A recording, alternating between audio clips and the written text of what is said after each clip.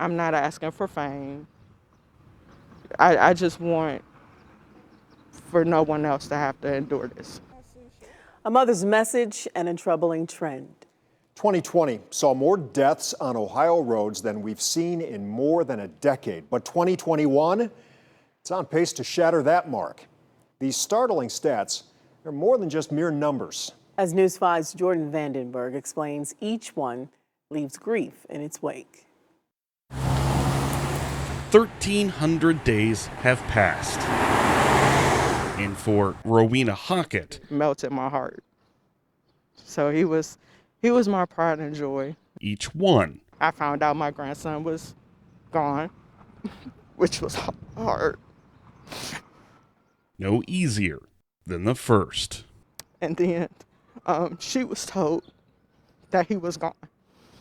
September 25th, 2017 is more than a memory. Hockett's grandson, Troy, was seated in his stroller. He was probably smiling like he always did. He was with his mom as well in the 1900 block of Green Road. That's when a man in a utility truck veered off the road and onto the sidewalk. Troy wasn't even 2 years old. As a mother, having to endure that pain and see your child and not really having a way to help her or console her or do anything hurts. We talk about numbers and we talk about, fatal crashes as a statistic sometimes. But, what we really need to take a look at is, these were lives that were lost. And each one represents a family that now has to deal with this tragedy. Whether it's 2017 or 2021, each calendar year brings tragedy for too many families in Ohio. 2020 was especially tragic. According to state data, there were 1,152 fatal crashes statewide in 2020, the highest total in at least 5 years.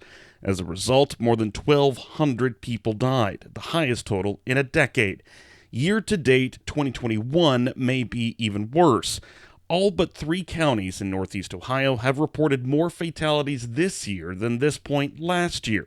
And OSP Sergeant Ray Santiago says the increases have come despite increased traffic enforcement. The state is at 376, traffic fatalities.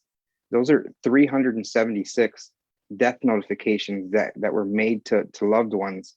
And their lives are never going to be the same. This affects people in so many ways that, a simple decision to just put the phone down or just to buckle up can save folks from a lot of grief.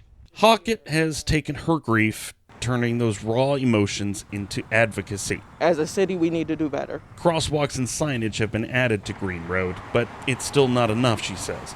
A stop sign, tree trimming, and slower speed limit are all needed to make the hazards a little less hidden. It's a lot for me as well, but if I don't do it, who else will?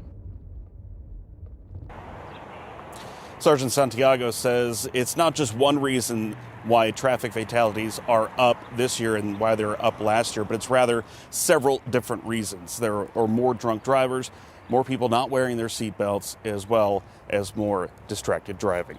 Reporting live downtown, Jordan Vandenberg, News 5. All right, hopefully we can change all that. Thanks so much, Jordan.